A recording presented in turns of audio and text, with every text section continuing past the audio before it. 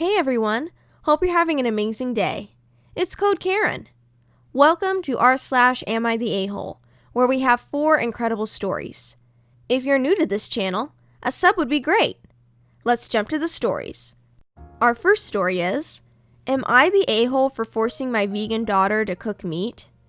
My daughter, 16 female, has been vegan for about a year, and me and my husband and her brother, 14 male, have tried to be as supportive as possible.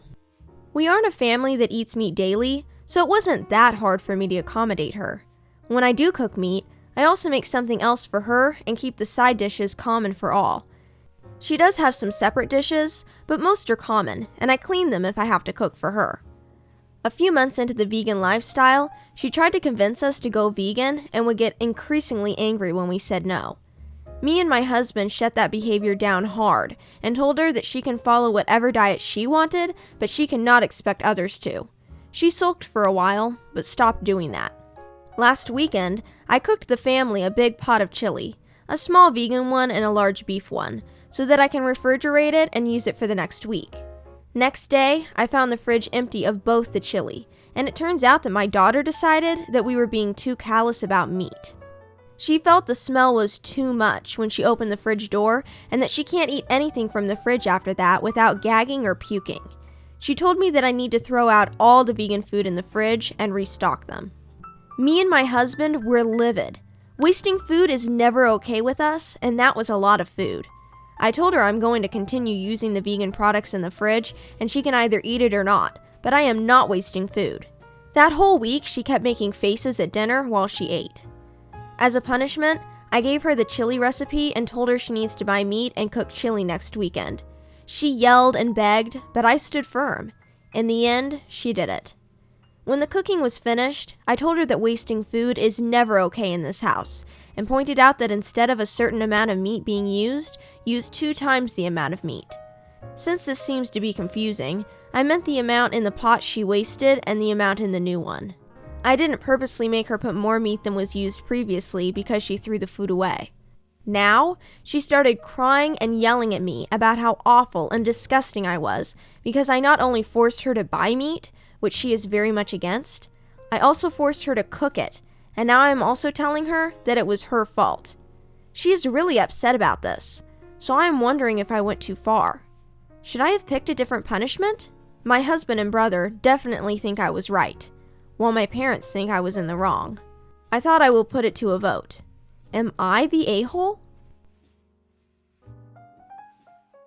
Our second story is, am I the a-hole for demanding the same Christmas present my stepbrother got? I sound like a real a-hole, but I've completely lost my mind over this. I'm 17 and my stepbrother is 17.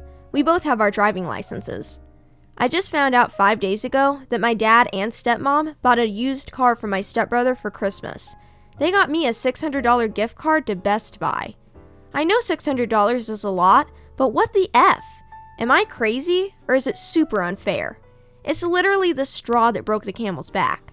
I'm actually so mad that I've moved to my mom's house full time. My dad seems to be genuinely sorry and told me he's looking for a car for me now, but that it'll take a while. I messaged him back saying that I'll decide if I want to see him after he decides to be fair for once. I've ignored all other calls and messages from him since. My stepbrother messaged me saying that I need to chill out and then he'll let me use his car. He also said that I need to stop complaining and ruining everyone's Christmas. I told him to get in his Civic and F off. Am I the a-hole or a spoiled a-hole? Our third story is, am I the a-hole for ignoring a coworker who refused to use my actual name? I've worked at my office for 8 years. I'm on good terms with management and most of my coworkers. 5 months ago, a new guy was hired on a 6-month probationary period. I'm not his supervisor, but I'm definitely a senior employee.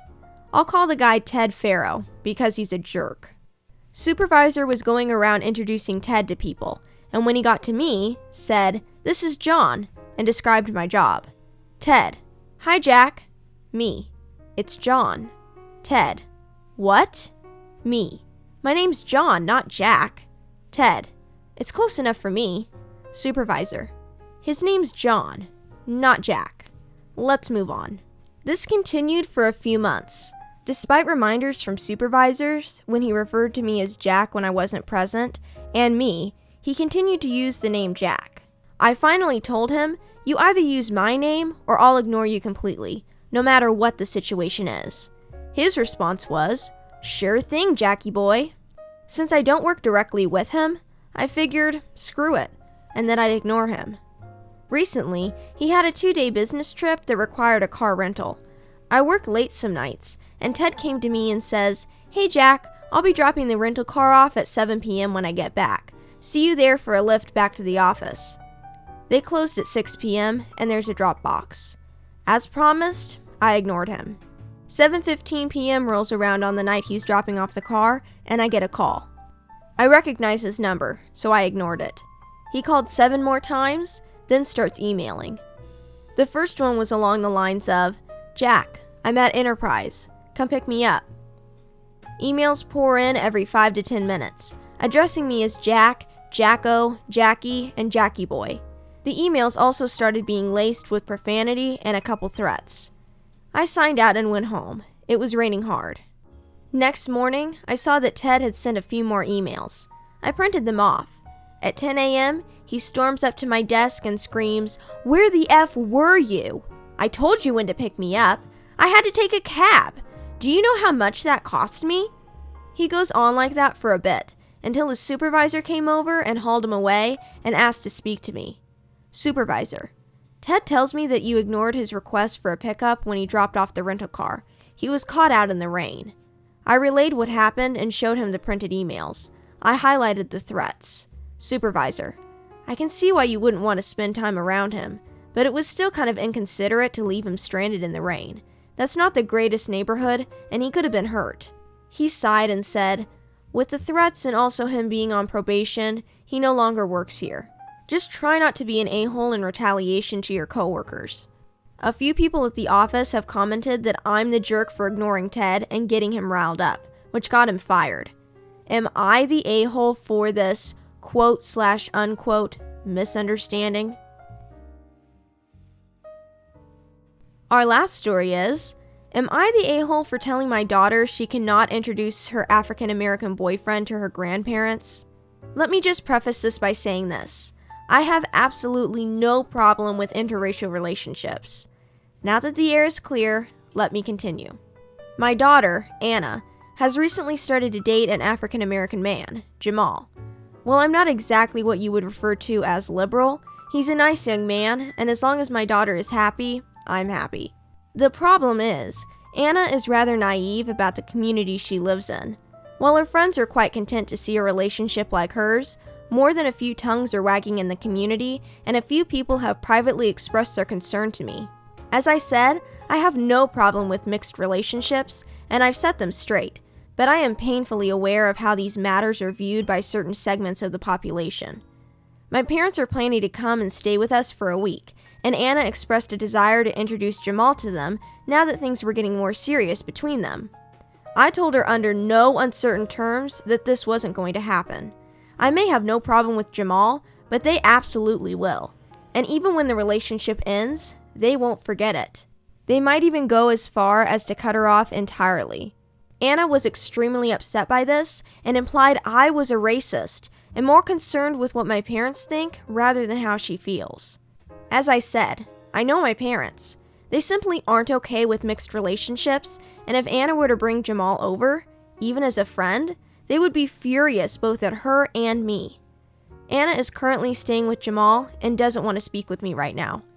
My wife stands by me given she knows very well how my parents are.